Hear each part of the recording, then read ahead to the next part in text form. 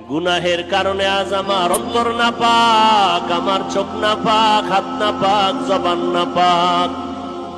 এত গুনাহ করিয়াও আপনার দরওয়াজা ছাড়ি নাই রে মালিক।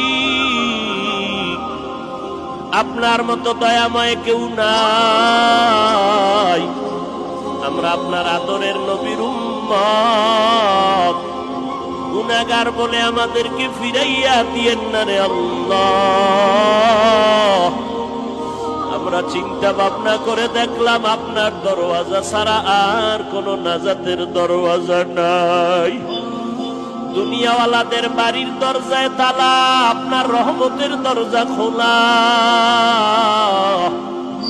আমরা এতগুলো মানুষ যদি দুনিয়ার কারো কাছে এইভাবে হাত জোর করে কিছু বলতাম, ওই লোকটার গেল চোখে পানি নাই, কান্নাওয়ালা চক্ষু দান করেন আল্লাহ।